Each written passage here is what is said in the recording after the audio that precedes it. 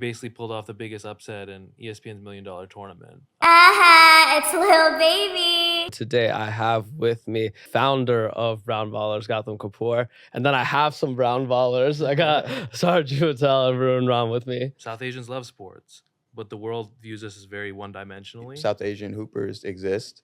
We can play at a high level. We can do both. It says Brown Ballers, but we're just ballers. Well, if you suck at basketball, but you love it, like, you can still do great things. This can be your life. And what is Brown Ballers? Welcome to Conversations with Chai. I'm your host, Ram Chaudhary, aka Lil Baby Ram. Today I have with me, I have first the founder of Brown Ballers, Gautam Kapur. And then I have some Brown Ballers. I got Sarju Patel and Varun Ram with me. Appreciate you guys doing this. Thanks for having us, man. No, we're looking forward to this one. No, absolutely. So like, just I wanted to give the audience like context for this conversation. I got to see a little bit of what you guys have been doing, just talking to you guys. But first, I want to start off with those that are unfamiliar. What is Brown Ballers? In a nutshell, man, Brown Ballers is basically the home for South Asian athletes. And what we've become in just a short 3 years is like a one-stop shop for basically showing the world that like athletes that are South Asian exist and have existed for a really long time. It kind of really got started with this pain point that I think a lot of players and people who aren't even players feel like South Asians love sports, but the world views us as very one-dimensionally in terms of cricket or not athletic people. And we just wanted to come together as a group to change that narrative. And that's what we work on every day. And I think I want to talk about that narrative, right? Especially with you guys, because I think South Asians love sports, right? Like if you think about like the NBA audience, right? Mm-hmm. Like even like my mom, like when we immigrated, like that was like a big thing for us, right? Just like watching basketball, right? Easy to understand, something that we just felt passionate for. But I think the narrative around that has always been like, yo, we're just not good enough to play, right? And that I don't think is true at all, right? Like you guys have both, Sarju and Varun have both played at a high level. Right. And I think when talk about like why, like the stigma around that, but also like, is there truth to it? Because there isn't, right? No, there's not truth to that. I think we do have certain hurdles that are sort of exclusive to us. I think you could agree with that. I think like culturally, there's sort of things you have to get over, like convincing your parents that you can pursue something that's not being a doctor, being a lawyer, being an accountant. Like that's a hurdle that I don't think many other communities have to deal with.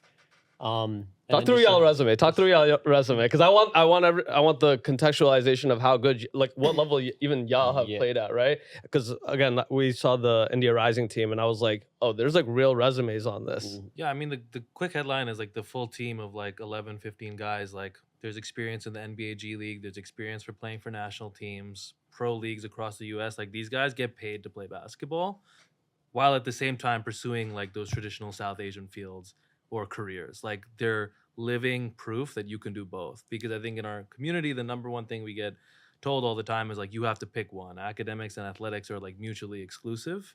And that's not the case. Not the case, right? Like Varun was telling me, like Varun has like a whole like career, but it's also like, yo, you played at a very high level through college, right? You played inside March Madness, right? Like there's a lot. And I think that we like kind of like have lost that perspective. And obviously Brown Ballers is bringing light to those things, right? And it is part of it is awareness because you guys are doing the work, right? It's like there is a bunch of y'all that are playing at a high level, but it's like many of us just don't know, right? Like it's like unless you make the NBA, it's like a lot of people just don't know, but there's like full careers outside of just making the NBA. Yeah. I mean, one of the biggest opportunities with Brown Ballers is I think it comes down to role models. And like I think we can all agree a lot of us didn't have role models in the shoes that we're trying to fill right now, right? And I think it's really important for people to see like South Asian hoopers exist. We can play at a high level. We can do both. And I think until you see that, it's sometimes like you don't know if it's even possible.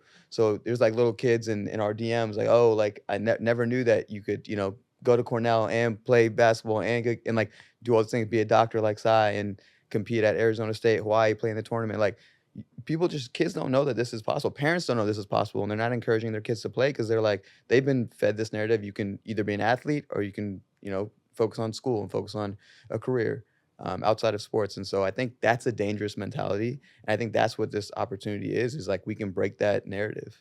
I think that's like the parents not having like role models, because again they got fed that narrative, and like for them, like when first immigrant mindset, right, when it's like the survival is the main thing, it's like, yo, Yeah. I'm sending my kid to the most secure professions, right? I'm not letting him, it's not even just like hoop, right? It's like I'm not letting him do anything outside of like the norm because there's so much risk involved, right? But being able to point, because I remember every brown person has had this conversation with their parents. If you tried to do anything outside of like what it was, whether it's creative, whether it's athletics, right? Your parents would say, because my dad has said that to me, it's like, yo, you know anybody that look like you that play in the NBA right now? Yeah. You know anybody that look like you? You know anybody that has a scholarship to play ball? That's brown? No? Then okay, get back, right? But it's huge being able to be like, yo, dad, like, yo, look at this Instagram page filled with people that are, becoming doctors, becoming that, but also full ride to Stanford or full ride to UMD or full ride to Cornell to play ball, right? I think that duality of a human is like super valid. But also what's important to do is fight that narrative that like you need to do it all in the first place. Like it's also cool to literally just be an athlete and do that because you can make money doing it. And I think the biggest thing that I think about with the platform now is like we're young, we're 3 years old, but being able to now empower kids who get told like, because the stakes aren't even that high when you're young. Imagine like put yourselves in the shoes of like a 12-year-old Indian American kid in Jersey. Like you want to play a certain sport and your parents are saying, you know what, that's not the best use of your time. You can open up Instagram and just go through a library of content and have some ammo to really share in that kind of tough conversation with every South Asian kid has with their parents around like, hey, this is what I really want to spend my time doing. All my peers are. Do you see what I'm trying to tell you? It gives faith in the process for them. I think like, even for me, like, I think you can show someone that, hey, I can go hoop, make a lot of money, and then like think about all the other things that like this game can afford me. For me, I can't guarantee that I would have gotten into Cornell, graduated from Cornell, if it wasn't for basketball. Like every decision I made was centered around basketball, and I happened to get great things out of it. I'm sure it's similar with you. Like I'm sure basketball afforded you the opportunities that you have now in some way. Like maybe you wouldn't have gotten those things if it wasn't for basketball. And so like that's another narrative that an Indian parent wouldn't on surface like understand. But once you show them, they're like, oh my gosh, I can do that for you. That's a really good point because you can make money, you can play pro, but it like if we're being completely honest, like the statistics say it is unlikely whether you're brown, Asian, like whatever, white, black, whatever it is, that it's unlikely that you'll ever play professional sport. And like that's just reality. Not to say you shouldn't strive for it, but to your point, there's so much you can get out of playing basketball, playing sports that will translate to other aspects of your life. I'll be honest, I don't think I would have, had the career success I've had to date, and hopefully I'm just scratching the surface, if it wasn't for like the experiences that I've got through basketball, that not just the network, but just like the learnings, right? How to fall down and get back up, how to grind towards something every single day, how to, just there's the parallels between basketball and life are just endless. And I think even if you don't play pro, there's a lot you can get out of it. I think there's like I always say this like that, like through athletics, like you're really mimicking like the things that you need to be successful in like the real world, right? Like the grit, the discipline, like, and it's in a controlled, safe environment. Like those are things that I had to like develop like outside of like just like life, right? And it's like, oh, if I had a controlled, safe environment, that I had to do that for like 11, 12 years plus, depending on like how long I played. It's like, of course I was going to develop discipline and a routine. Right. It's like, you have no other choice, right? But to kind of get to like what G said, like if you're somebody who's like 9 years old and you show like incredible promise, I don't want to have to do it all. Yeah. Like that kid, like, you know what I'm saying? Like as soon as you realize like, because there's probably a lot of people that we've missed out on talent-wise that probably were that because their parents stopped them at a very early age or slowed them down. Like think about it. If all you did at like 8 years old, you guys made it far in y'all careers. But if at 8 years old, your dad was like, yo, you know what? He has real promise.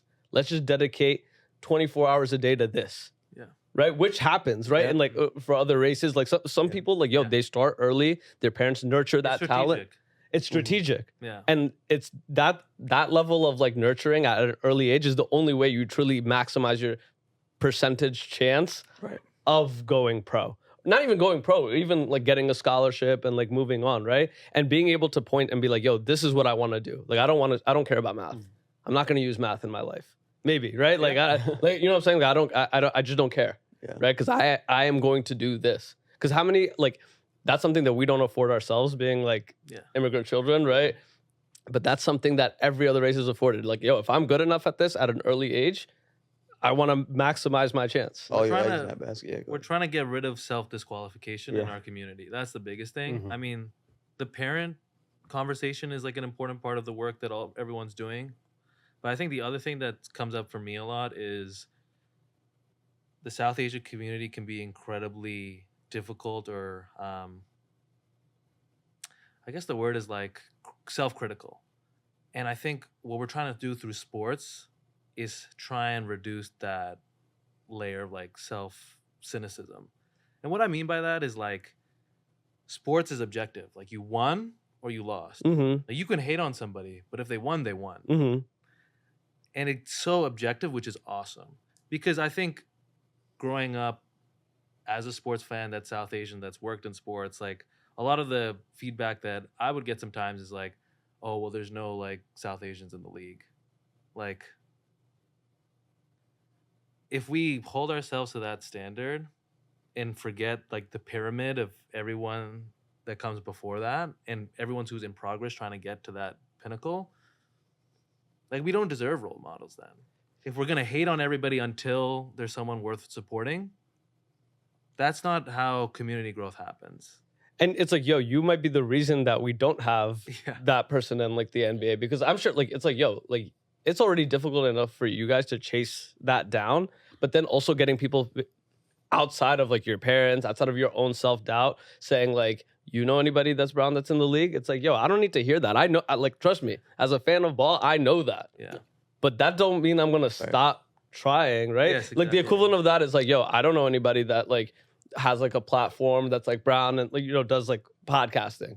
Right. But it's like, well, I'm just gonna like, I know that. You don't have to Tell me. tell me that, right? And It's not especially- constructive. Yeah, it's like not, you don't have to tell me that. Trust me, I know, right? But it's like, say, like in athletics too, it's like, yo, like you should want me to succeed, right? Whatever level that is, right? Like whether it's NBA or not, like you should want me to continue succeed in this. So maybe there is the opportunity to do that at one point. Yeah. And I do think that like kind of like moving to like the timing of all of this, right? And the timing of this conversation, even we're seeing like the globalization of like the NBA happen like in front of us.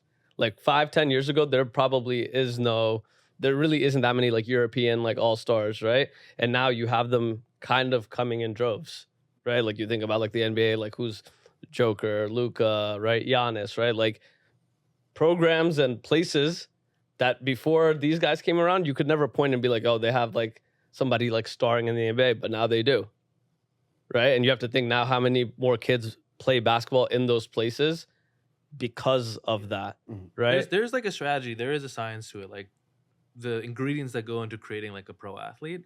And I think the biggest thing that's missing in South Asia for this is a pro league. Mhm. Just think about it. If I'm really talented at basketball in South Asia, there's two things that are on my mind. One, where do I get reps to continue, Mhm. compete? Being an athlete is being a competitor. And number two, how can I get paid to do this? Because I need to sustain myself. So those places that we mentioned all have pro leagues, I'm assuming? Yeah. Yes. And And- India is one of the few countries that doesn't have a professional basketball league. Like at all. And in Europe, like a lot of these leagues, like these countries, they sort of bring their kids up through these clubs. And like you play with a lot of the same guys. Like the way you learn the game is completely different than it is in America. Like I think the American game is very like specialized and tailored to like what we see in the NBA. And if you go watch an overseas game, it's not that. It's so much more like college. It's so much more like structured and like team oriented and not so like individualistic. Mm-hmm. And I think like that's something that like has to happen in India, and a league is one way that like that development can start earlier. Like right now we have the NBA Academy that's very exclusive. It's not like a pro league. Like you don't have like people like us that can go there and show them, hey, like this is the level that you can get to, and like guide them to the next phase, the next level. Why is there no pro league? Because there's definitely interest there, right? Like it's not a lack of interest, and it's not definitely not a lack of people, right? So why Yeah. is there no pro league? It's a long story. I mean, it's been trying to get created for like 20 plus years. Okay. I mean, Varun, do you want to kind of walk through your experience trying to play in a pro league in India? Then I can. Yeah, and it's pretty frustrating. I mean, So you tried creating a pro league? I didn't try to create a pro league. I was ready to play in one. Okay. And I mean, there was all these promises, and there was a lot of money and funding that went into it. And I think they had some like mini seasons, and they brought us out, a lot of us, to a training camp, and then all of a sudden, just like I received a call, league's canceled. I was like getting ready to like take a leave of absence from my job and like go and play. And I think when I was trying to get more clarity, like what happened. Because I was like, oh, we could really be turning the corner. We have a league now, and it was like we just got shut down by the, whatever, the federation, the BFI. So leagues happen only if the federation grants the rights for somebody to run a league. This is India specific. This is anywhere in the world. So Okay. like federations, like they're governing bodies for sport, right? So the Basketball Federation of India, India's governing body for basketball, they have to approve, whether it's private or public, anyone coming into India to run a league. And for 20 plus years, they've not approved a single league coming in. And that comes down to politics. Yeah. But walk me through that part, Yeah. right? Because what do you mean by politics? Because I would see it as beneficial to India to have a league, right? Like just, You got No, something? you go first. I mean, it's super beneficial. The issue is like all of these leagues, you pay the federation a fee Mhm. for the rights to operate and run a league. Okay. And I think basically, supposedly, like the federation is not happy with the check sizes that come in Okay. for these independent entities that want to run a league. So they're waiting for the time when like, okay, big conglomerate is down to run a league, willing to like put up the money to do that, and then we'll grant the rights. But that just hasn't It's happened. kind of like yet. chicken and egg, but how's Yeah. that gonna happen if you don't have athletes? Yeah. Because they're not inspired to play in this country anyway. Yeah. Exactly. I would think it's kind of like short-sighted, right? Because I would assume that if a league was created, right, you have the interest there, right? Like obviously it takes however long it takes, right? But you would think that it would bring dollars The powers that be, towards the industry, Yeah. right? Like the powers that be want like the big check size on day one, and that's why it's a very circular, multi-year problem, because that's probably not going to happen. what do these because what I was shocked by during kind of like viewing like the doc yesterday was like, hey, how many leagues like exist throughout like the world, right? Because everyone, I think, like, to contextualize it for the audience that may not know, right, like it's not just make it to the NBA or flop, right? There's like basketball players that have had long careers playing basketball in other leagues, like doing other things. So like what, first of all, do you guys know like what is like the European league? Like how much are those like players making? Like is it sustainable? Like are they able to have careers? I think it's not as like sunshine and rainbows as people make it up to be, especially early. Basically, unless you're like a top guy that's, working out with NBA teams, when you first get overseas, you're maybe in like a second, third division. Like maybe like some of my teammates that I know made like 12K, 20K, maybe 30K in their first year. And like you make that in like 6-7 months. And it's just so like ultra competitive, just trying to get to the next division, You really have to be like an MVP, like a top level guy in this division to make it to the next one, And the checks come if you're consistent for like 5-6 years. And it's like such a high stress environment because every game, every season, like determines whether you're going to move up, you're going to move down. You might get sent home, one injury. Yeah. They send you packing. One of my teammates that just moved to the city was in Georgia, got injured, would have been good for playoffs, but they were like, nah, go home. We're going to sign somebody else. Like it's cutthroat. High stress. You really just have to do everything perfectly for not a lot of money at the beginning. Yeah. Interesting. So like, so the leagues that like, for example, like Luka came out of, and like these other leagues, like those are like they have sustainable careers, right? Like there's people that are playing in those leagues essentially like full time. Those are the top leagues. Top leagues. Top there. leagues, yeah. Yeah, so there's an incentive. Yeah, it's like you're pretty much every year you're trying to get a bigger paycheck, get to a better league, and it's like a nonstop grind. I can anecdotally from a lot of my teammates, it's like it's not as glamorous as, unless you're playing in like whatever Germany, whatever the top league or top league, and like, there's a couple countries, Spain, right? But other than that, it's really tough. But you can do very well. You can do very well. Like Yeah, it's a that- big scale. Like so for Brown Ballers, like we own and operate a pro team. We play every summer. We used to play on ESPN in the basketball tournament, their $1 million tournament, now broadcast on Fox Sports. So we've been doing that for about 3 years. Our roster, like where players have played, like they've played in those top leagues, like the NBA G League being one of them, like the basketball Bundesliga in Germany. Gokul's played in Finland, like guys playing in Australia and the NBL. You asked earlier, like, is it the NBA or bust? That's not the case. There's like most countries have a pro basketball league, but like there's over 50 like pro basketball leagues around the world where you can go and make like really good money and Mhm. have a sustainable career. And what's cool about this platform, what all the work that we're doing is like there are players on those rosters that are South Asian that are like reaping the benefits of being a very enjoyable pro career overseas. Like their number one sole income is making money from basketball. Like Gokul, who plays on our team, like every summer, like he played most recently in Taiwan, and he was in the starting backcourt with Jeremy Lin. And like basketball is how he makes his money. And it's like it to everyone's point, it can be a really great lifestyle, depending on the league and how you navigate the politics around it. It's like it's a cool, like outside of like the lifestyle stuff, it's just a cool opportunity to like have, right? Because you don't know when that bridge jumps, right? Like I like I'm gonna forget his name, but like the guy on the Grizzlies right now had a crazy Olympics run, right? And now has Zach like Edey or Yuki? No, Yuki, yeah. Yuki, right? Crazy run in the Olympics, right? And now it's like, yo, he was playing. Yeah. Like you think like now because he's on the Grizzlies, like he's like a great like an NBA player. He was playing.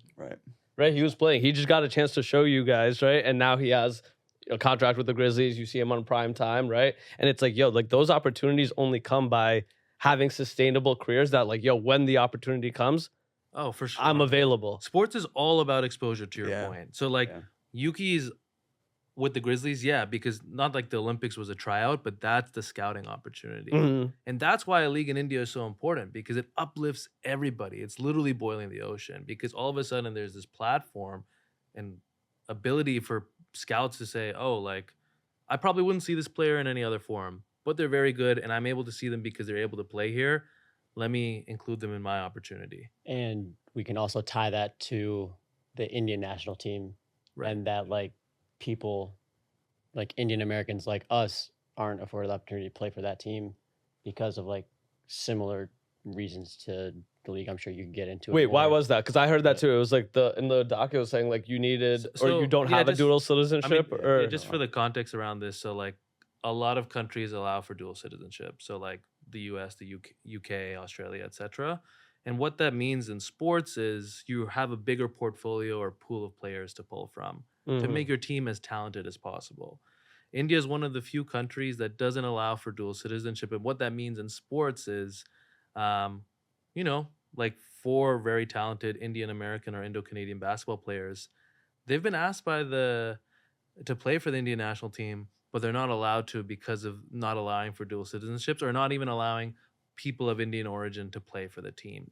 In other countries, that's not actually the case. Like if were born in a country or you have roots somewhere, you're able to play in the Olympics or in the Commonwealth Games or something like that. The dual citizenship thing, that's a Olympic rule or that's like Federation, Self-inflicted. Yeah, that's Yeah. that's a national that's a national. Self-inflicted wound. But there's flexibility in sports. Like not everyone plays with the same rules because at the end of the day, you're just trying to make your team the most competitive. Yeah. you Yeah, can. yeah. Sometimes you may not have the passport, but if you were born in that country, you can play on the But team. what's when- really interesting is like I sometimes question, is that their goal to put the best quality product on the floor for the Indian national team? Because if that was their goal, this wouldn't be a rule, right? And so I wonder, I mean, like what is the ultimate goal for them? Because it's like, yes, you can say only players of Indian like descent or people from India can play, but there's also not like a hotbed of talent in India because the resources have not been provided for people to bring up to be good, Yeah. right, in India. And The so it's like- resources and the infrastructure isn't there because the talent's definitely there, yeah. but they aren't provided with the pro league to go Yeah. play in to like get the reps to be. Yeah, and I would say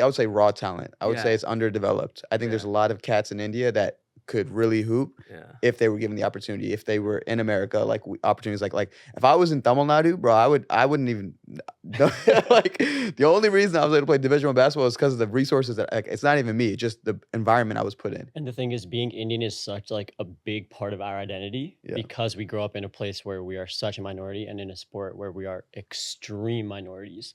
That like having the opportunity to have India across our chest play for the national team would mean so much to us. And it's beyond just like uplifting Indian basketball and showing like the best product we possibly can. And like there's so much passion behind it from people like us that grew up in the States, grew up in Canada. Like it's like deeply rooted in us. I think what like Varun said though, like when you think about it, like raw talent is kind of what you need to at least start, right? Like you can shape something like later, right? Like, but I think that's a stigma that South Asian people face. Like you're not athletic enough to play here, right? Yeah. You may not have the height, but again, talking about the India Rising team, it's like, yo, I'm seeing 7-footers, right? That are playing, right? For India Rising, right? I'm seeing 6'6" slashing guards that are not just like athletic for a brown guy, right? Like straight up like NBA athletic. So it's like, yo, the raw talent is probably there, but again, development, resources because how do I get my reps in?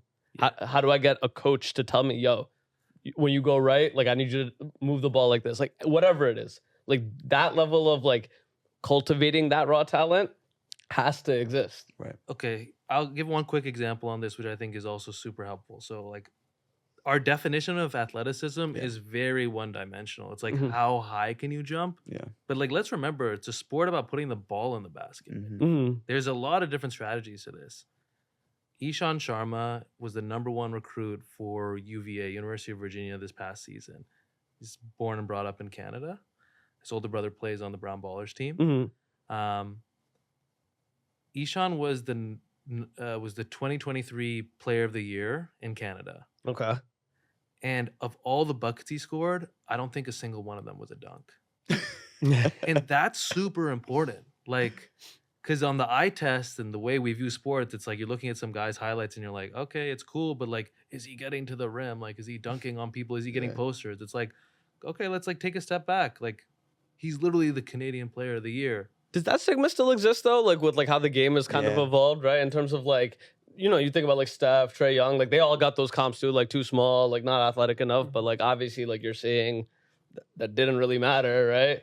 You think that stigma's still there? I think it's there. I think it goes to the eye test, right? And like coaches are probably still looking for that. But you have like a Luka. Luka's not the most athletic. I mean, relatively speaking, he's not the most athletic. You know, like he looks, honestly, if you just saw him on the street, he looks kind of out of shape, right? But he's a monster. He can put the ball in the basket and lead a team to an NBA final. And it's like, if that's I think arguably the best way to evaluate a player. But it's hard because a lot of times coaches will get lazy, and it's like who's slashing, who's dunking, who looks good, who's tall, you know, who's lean, and like that's kind of what they go off of. And I don't think look like a hooper. Like, they look that like stuff gets said all the time. So I think it's a great question you asked. Like the case studies are totally there. Like Jeremy Lin talks about it a lot. How like he was faster than John Wall, the #1 draft pick.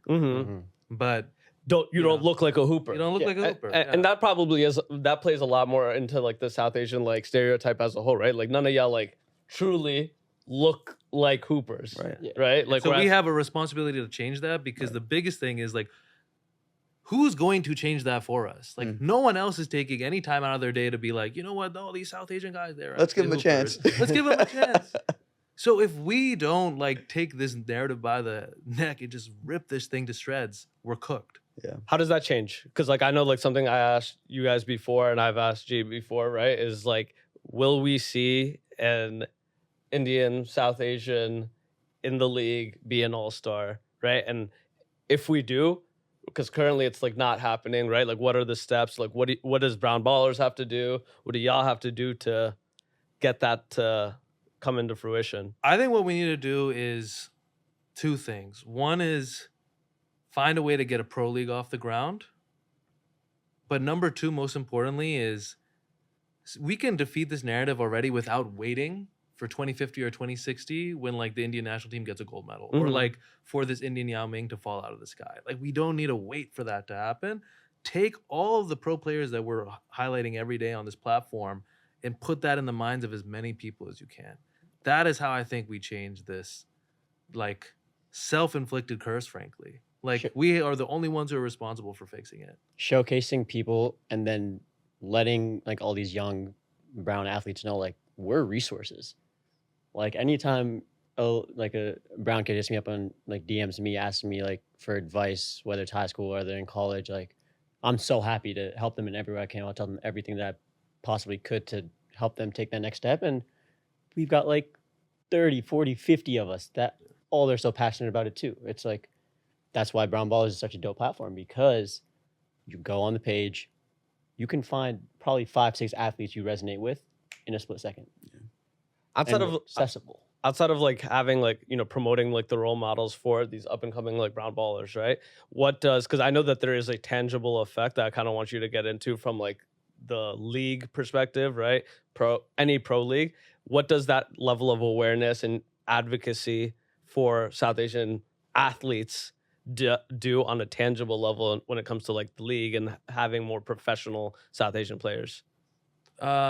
Maybe just say your question again. Like, I think the advocacy in terms of like promoting and highlighting athletes, right? Like Yeah. we're looking at it as like, hey, like this is like inspirational for people coming up, right? Yeah. But there is a tangible effect when it comes to like even something like scouting or even like a league happening, right? That comes with awareness. And I kind of want you to get into that for like the audience, right? So they understand that like, hey, it's not me just sharing like a social media post, right? Like there's going to be real implications of if this gets more awareness, there are real implications to this that may affect my kids and their kids, like what have you. I mean, the biggest thing right now in like the landscape for sports is like NIL. Mhm. Like that's the big thing. If you are taking the time to like focus in on a player's journey, just as someone who's a fan of a sport, like you're actually making a tangible difference in like how much money they're able to make. Because like players are monetizing their image in college. So like being a fan of somebody used to have no currency. It was just like clout with your friends. Now being a fan in sports like brings actual dollars to people. I'm sure you guys have plenty of teammates and know folks on your teams that have just been making like legit money through NIL at Maryland, at Cornell, everything. And it's kind of changed the game for people at the end of the day to be athletes full time. Because in the early days, you could only be an athlete full time if you made it to the leagues where you could then get a salary. But now even in college, you're able to get a salary through basketball. And it's like an earlier pointing spot to parents, society, yourself of, yo, I got some money out of this already. Now I just got to like continue. Like as soon as something becomes like sustainable, you don't, because think about it. You guys are balling right now for free. Like honestly, you guys are balling for free out of like pure love of the game. Like you're still trying to, like you're like leaving your job to go ball overseas potentially, right? And it's like, yo, taking like leave of absences. So right now, there's no, you're actually you're not being incentivized at all to ball. You're just doing it purely out of the love of the game. So if you're an 18-year-old kid and your parents like, yo, you need to like now like stop this basketball thing. It was cool in high school. Like even like, but now you got to, yo, mom, dad, I got like 200,000 coming through NIL. Mm-hmm. Yeah, legit. Those are the kind of numbers that folks can bring in. Yeah.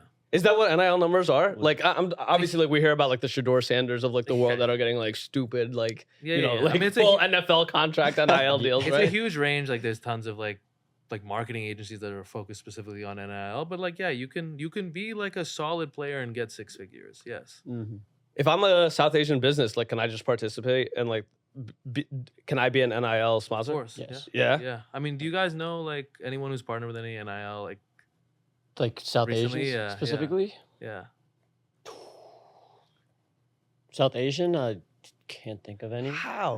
Somebody Somebody brought this up to me, and I was like, one of my friends asked me, like, I told her that you were doing this, and she was like the first like golfer, like first South Asian golfer at Penn State, right? First Okay, division. And she was like, yo, like, why isn't like Patel Brothers, right? Like just naming a brand. Like, why aren't they signing every South Asian athlete? It's an opportunity. It's an opportunity. Like, Yes. like just imagine like that kid goes to the league. Right, and you got like Full like has been sponsoring like Patel Brothers for the entire 3 years that they've been in college. You don't think that's a great look for your brand? Yeah.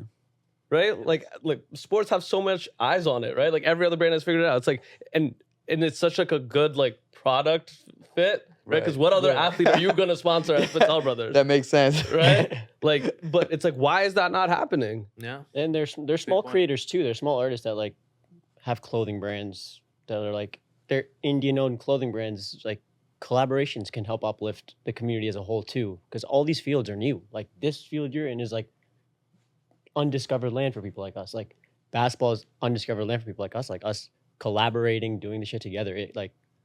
It can push us so far. Like sports is just the most, I feel like, untapped industry for like South Asian cultural advancement, because regardless of where you are on planet Earth, if you're just like watching a sport, like you're with a diverse group of people. Like you're with people you wouldn't necessarily talk to. And then if that's how you can create cultural change. Otherwise, a lot of the times we're speaking to ourselves.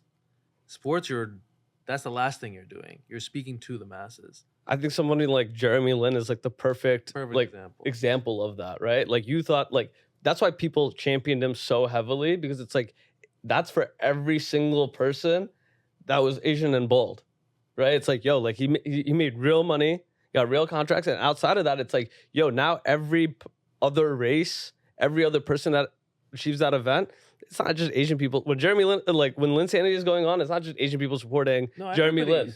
It's all in New York. It's just it's the world, man. It's the world. Because it's an amazing underdog story too. Yeah. Everyone loves an underdog. Doesn't matter what race you're from, and that's like the thing that we're trying to do with this work and this platform is just like, honestly, forget the India stuff for a second. Forget the D&I component. Like, this is not some Representation Matters D&I platform. Like, that is wonderful. But if we sell ourselves as that, we're constricting ourselves and hamstringing us just to like Asian Heritage Month like celebration. Yeah, like just support us because we're brown. Like, yeah, no, that just can't support be me because it. I'm nice. Just support it because like hopefully you take interest in the fact that this is an unreal story and that we're an underdog, because there's nothing we like more than underdogs. Exactly. No, to piggyback off of that, I'm glad you brought that up. Like, I'm sure you can resonate with this. Like, sure, we're Indian. That's like a big part of like us hooping in our personal journeys, but like our stories are also just basketball stories. Like this dude walked on to Big Ten school and earned playing time. Like he had a game-winning block like in March Madness. That's a basketball story. Someone like walking on to a major team and then earning playing time. That's not exclusive to a brown person. Like I was telling you yesterday, I didn't start a game in high school. I didn't start a game in post-grad year, and then I started everywhere in college. Like that's a basketball story. That's not exclusive to me-looking people. That's anyone that hoops, anyone that's in sports, like you can resonate with that. So it's not just a D&I thing. It's not just It's not. Yeah. It says brown ballers, but we're just ballers too. Yeah. No, I think, and that's important, right? Because all of the other additional struggles that we mentioned, being South Asian, those are just additional struggles, right? Like you said, it's already difficult enough to make it to any league, right? And then you're adding on the South Asian components that we all know about and have talked about, right? It's like, yo, don't support me just because I'm going through the struggles that you also resonate with, but support me because I'm also going through the struggles that every athlete has had to go through, right? Every athlete that's wanted to play at a higher level or wanted to even just continue playing, right? Because like that to me is a much more compelling narrative for the mass, right? It's like, yo, outside of like, yo, you may not be South Asian, so you may not identify with like your parents not supporting you, like whatever, right? But you know what you can identify with? You also played ball.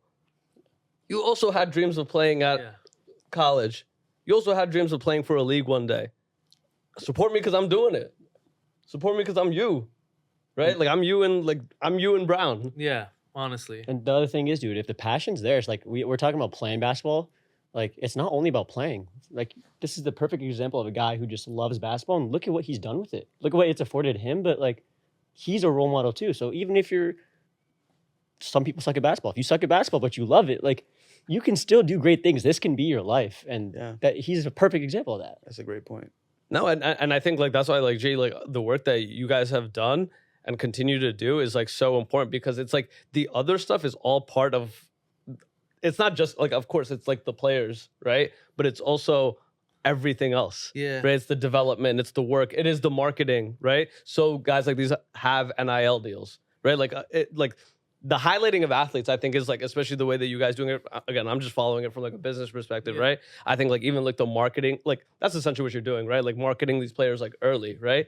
Just that, because these guys are not focused on building like brands, right? Like I'm focused on like, I'm trying to make it to the league, right? I'm just trying to be an athlete, right? I don't also have time to build out like these brands and things like that. But you need people around that develop that, right? Like, bro, you know how many people started talking to LeBron just because it was like LeBron? But there's a lot of business that just came to him, Yeah. And you need those things that exist in our space because who else is going to do it? Yeah. 'Cause just like there's a stigma of like scouts saying like, yo, you don't look like a hooper. There's also a stigma of like marketing agencies that say, oh, you also don't look like a hooper. Yeah, totally. I mean, I feel like for your podcast, like you're doing the hard labor of like uplifting the community through like telling each story of all the cultural ambassadors. And I think like for us as athletes, we're one segment of a different type of cultural ambassador, right? And something that I realized with sports is we actually can't run away from our identity. I think you can in other fields a little bit, maybe. But the thing with sports is like us three, like we're all U.S. citizens. Mm-hmm.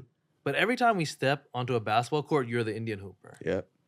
And what you have to do when you wear that on your chest is like, how do we make that a positive rather than a negative?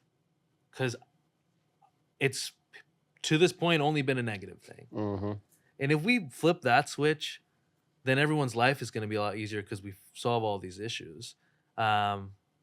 That's, I think, the thing that keeps me up at night, because that type of problem solving, like it's not like a P&L, it's not around revenue, it's not about even viewership or impressions. It's like you get to really just change how like people's minds work. But I think what you're saying, and this is why like sports is such a beautiful thing. I think what you're saying, like, although it's definitely more blatant in athletics, I think that is true across. You think it's across? Yeah. Across the board, Yeah. right? Because I think something that you mentioned, right? Like it's just like, again, like pointing you out. It's like, yo, like that's the Indian hooper. Like that's like the disrespectful. Like, yo, like let me like I'll guard him. Yeah, like I'm gonna guard him. Right? Yeah, that's the thing. Or That's or how- like yeah, or that's yo, like that's happened a lot. I'm sure y'all got That's that. I'm happened sure it's a like, lot, yo, hand me the ball. He's ISO. Brown, Oh Brown, my yeah, ISO. Yo, oh, I call got the $1 ISO on the every Brown time kid. that Like, happens. but I think that we see that across the board because as somebody who, again, like operates in like a very South Asian space, but is trying not to just be again, I don't want to be like a brown podcaster. That's like always been like, Right. I hate that, right? Because it's like, yo, you got to ask certain questions. Like those stigmas that come in, the doc that we saw like yesterday, right? Like it opened with such like something that resonated so heavily, which is like, yo, before I even do anything, before you see my body of work, you already have an impression of how I'm going to play. Right? You already think that you have me figured out. Yeah. Like even when they see y'all, they probably think like, yo, this boy at most is probably gonna shoot some threes and do like nothing else, right? Butter chicken on defense, right? But it's not that, right? And it's like, yo, like and I think the line was like, yo, you have to be so much more talented, Yes. so much more talented, right? Like you have to be so much above whatever the original stigma was for them to finally give you your respect. Yeah. And ahead. now you go first. I was gonna take it somewhere else. No, Okay, just How many if you take it times? somewhere else, How many okay. times have you been called out in a pro basketball game where someone sees you as the defender, is like, "Yo, give me the ball." ISO. Yeah. Which And is what do actually you? kinda- How do you deal with Yeah. that shit? Honestly. What's kind of funny is like we're trying to change that narrative for sure. I think one thing I don't want to be lost on the audience and next generation is like, yes, that sucks, but how can you make that your superpower? Right? Because my identity became defense. Like I was like, I don't want people to want me to guard them. I Mhm. picked up full court. I was scrappy. I was diving on the floor for loose balls, and like that became my identity. So like people didn't want me guarding them at the end of it. Like by the end of it, it was like we don't want this guy. Like we know like what he's about, and it's like you sometimes like and the thing like look at you and they're like, oh, I'm about to have 30 on this dude. Like, and I was like, yes, that's what I want you to think because I'm that much more hyped to lock you up now. And I think it's like, let's use that energy as fuel. And it's like, yes, we're trying to change the narrative, but I think there is something constructive that like I would encourage young athletes to take when people are thinking you're not, you're nothing, use that as energy to be even better. I actually do have like an actual story about how like it can be a weapon. We're saying, oh, that's like when people say, oh, that's an Indian hooper. Sure, that like I guess that can be a bad thing, but there are instances where it like is to your advantage. My last year when I was at Albany, like in the fall, we were doing like one of those like feelings hours where like everyone's sharing their experience with basketball, or just like trying to like build camaraderie or something. Didn't work, but when I went, I just talked about like I dealt with anxiety a lot when I was like through most of my college career and like till the very end, and that was sort of like my narrative that I was telling them, and I said that being Indian had a lot of like negative impacts on me mentally. And when I said that, my coach was actually like, that's so funny because when I was recruiting you, I talked to one of my best friends who's a coach at Harvard, and he said every time we played you guys, we had this kid on the scouting report, and we told them he's good, he's good, he's good. And he said, the coach said they would never listen. And then I'd pop off and be like, we fucking told you. Like, they were like, oh, this Indian kid, like, he's on the scouting report. They say he's good, but like, I look at him, let's put the worst guy on the court, like defensive guy. We don't need to worry about this. Yeah.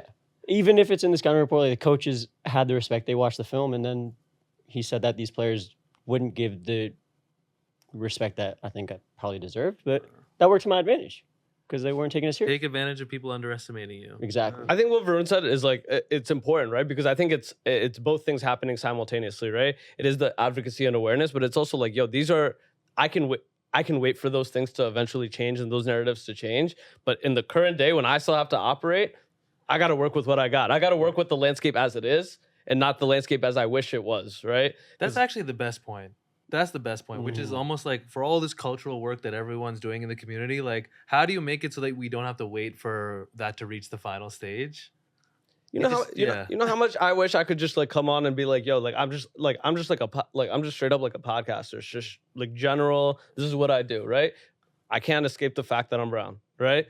But then a very conscientious effort was to make sure that like, yo, when you look at this from every angle, that it does not look brown. Because when you see me, you're going to see like brown, right? Like when you see like, yo, you're going to see a brown athlete. But I'm going to make sure, I'm going to do everything in my power to make sure when you walk away that you're not like, oh, that was like a brown like podcaster or that was a brown mover.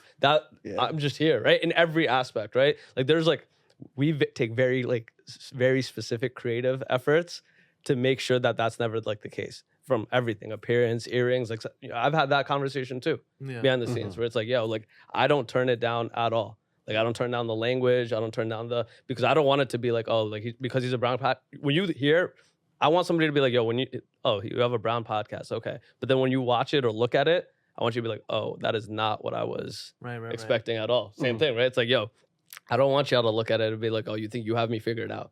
You don't. You just straight up don't, right? Yeah. And I think like the working within the confines of what we have to work in, which is the now, right? That's what you do, get to work, right? And I think that's where, again, I love telling sports stories because it's so much more digestible for people to understand. Like, yo, like I just got to be in the gym working. But that's true in all facets of life. Everybody who talks about these like cultural things, yo, get to the gym and just work. Yeah. It's not like you complaining about there's not enough diversity or there's not enough like brown podcasters, bro. Get in the gym and like work. Yeah. Be so undeniably great. Yeah, that's just be great at what you do. Just be so undeniably great. Yeah. It's unfortunate that we have to be, but be so undeniably great. Yeah. That was like the big thing with us in so this pro team plays every summer, and last year we basically pulled off the biggest upset in ESPN's $1 million tournament. So we took down the number 1 seed in this tournament. And I remember seeing the reactions from people in the community, but even outside of the community of just like, if you're great at what you do, you don't actually have to like talk about it. Like the results just kind of happen. Like that team that we played underestimated us, not just individually, like the whole team. They're like, oh, we got the brown team. Like we're going to kill these guys. And it was very clear early on in that matchup that like, there was no scouting report. There was no like, oh, that's the 3-point shooter. That's the inside stopper. It was just like they kind of walked out and got smacked in the face in their home gym. And I think like sometimes it's a big burden to carry the chip on your shoulder all the time. And that's the thing that's made a lot of this so like exciting is like when you're able to share that burden with other people and get rid of it rather than keeping it inside and dealing with it individually all the time.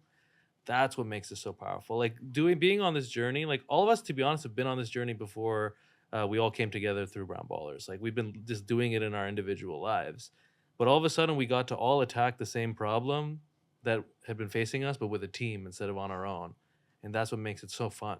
Talk about that feeling, you guys, because like it was very like palpable, even watching that. I was like, oh, these guys, like, I forgot his name. The dude who's like 35, has a bunch of 3-on-3 Robbie ball. Sahota, Huh? Robbie, right? I was like, yo, I see the fire in this dude's eyes as he's like telling y'all to like, yo, get back on D and like, yo, move the ball, right? I see the fire and I'm like, yo, this guy he was telling a story. This guy has businesses. Yeah. This guy has like had a whole career, but I can feel the chip on his shoulder, right? And it's like all of y'all kind of carried that as like a team, right? Where it's like, yo, like the stigma, this feeling, right? Like, yo, we now all have that, right? And there's a different level of fire in there too.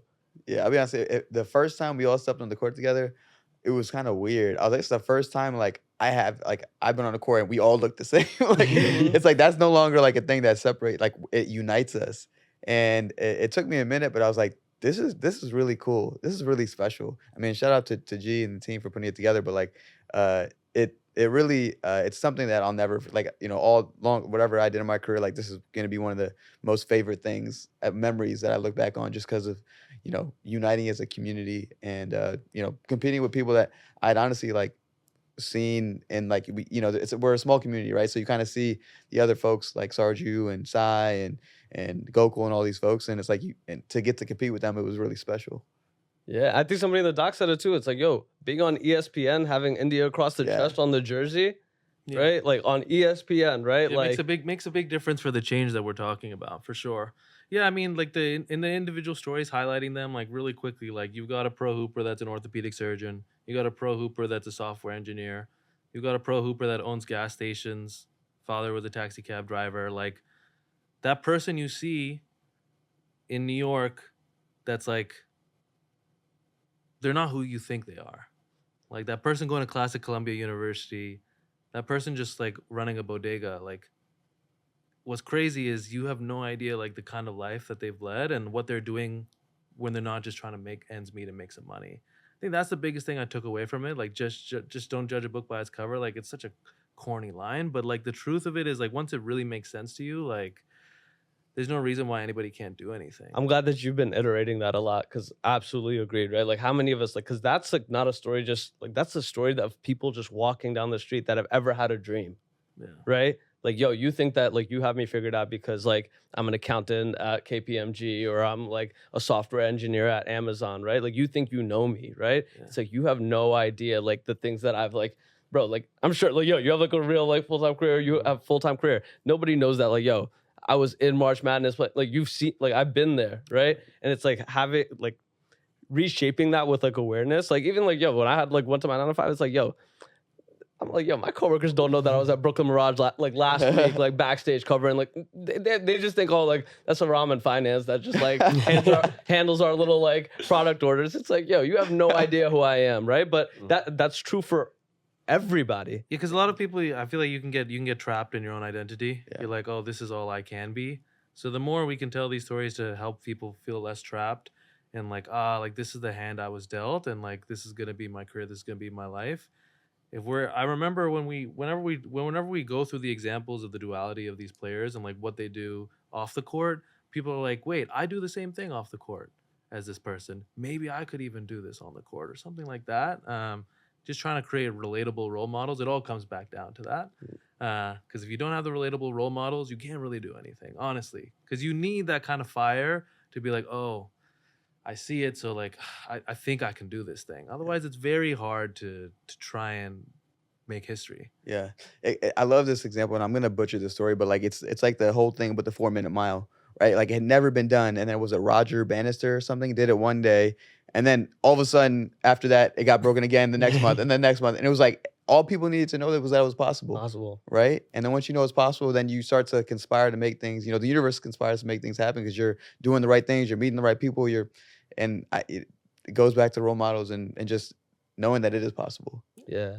And it's like so transcendent again, like of like sports, right? Like when people, like there's so many people I know that idolize Kobe that aren't like basketball players at all. Just idolize Kobe from like a work ethic in terms of like business, right? And it's like, yo, that's true across telling these stories. Like people will truly feel like, hey, he's a orthopedic surgeon. That in itself is what most people do in their lives. Yeah, yeah, exactly. Right? It's like become an orthopedic surgeon. But it's like he's an orthopedic surgeon who's also a pro baller. Maybe I can be a software engineer and a chef. Maybe I can be a orthopedic surgeon and own like a wedding planning business. Like taking those like limitations off of you by seeing other people, right? Like taking limitations off of you, knowing that somebody ran a 4-minute mile, right? That's what it is. Yeah. Inspiration, right? The highest fucking act that we can all do, right? Yeah, I think we're wrapping up, but first of all, I want to thank you guys for your time. We end every episode with a segment called like Call Your Shot.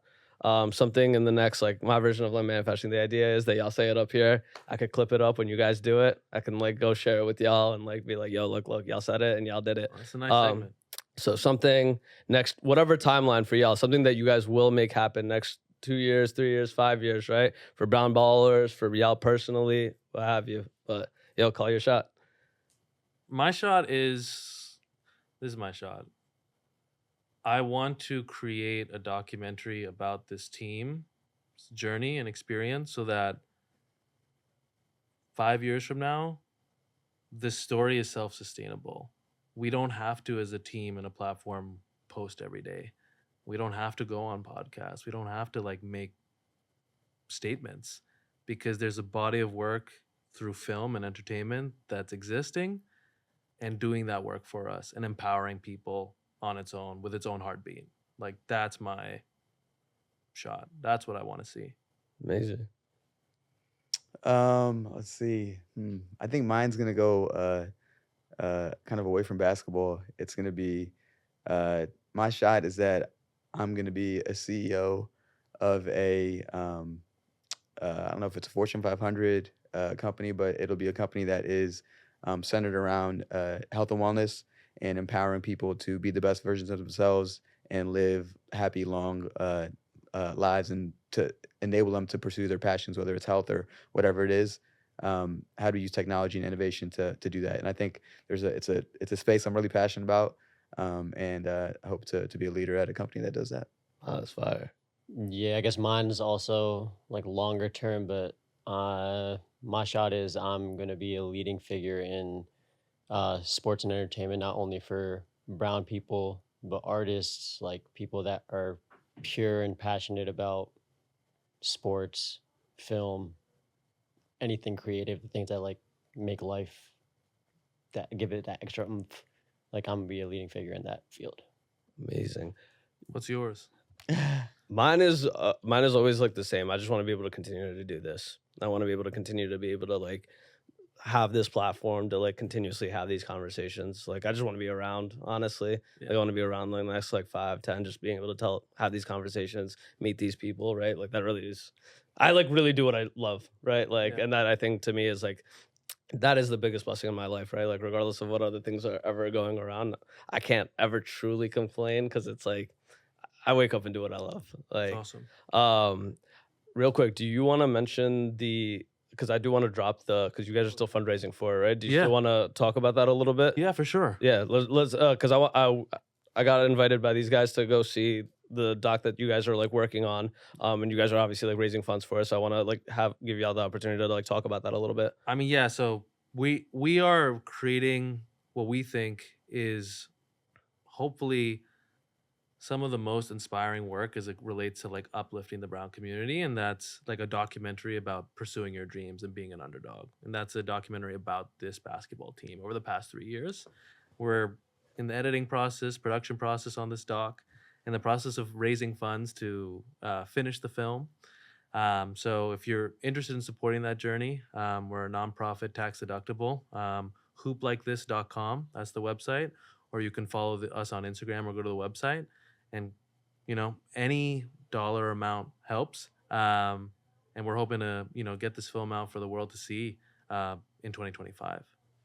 Yo, y'all keep complaining about representation. This is representation, so support it, right? Like y'all want representation, people are making it happen. The easy part is just, they're doing the difficult part, right? Y'all just got to give money. Like y'all just got to hit the double tap on Apple Pay. But we will drop the link below. We'll share it on our socials. But y'all, appreciate y'all doing this again. Thanks for Thank you. giving us You the together. opportunity to chat. Thank you. And share our stories with you, man. I mean, I feel like as a community, we're like all kind of related to the sport thing. We all want the same thing. Like there's 1 billion plus people that all want the same thing. And platforms like this help connect the dots to like, oh, this person can help out this person. And like make magic happen. So thanks for giving us a chance to share our stories with Absolutely. you. Appreciate y'all listening. Peace. Woohoo. Awesome. Thank you, That's it, guys. huh? Thank Hell you. yeah, brother. Yo, hour flies by. I gotta talk to y'all for a Yeah. minute.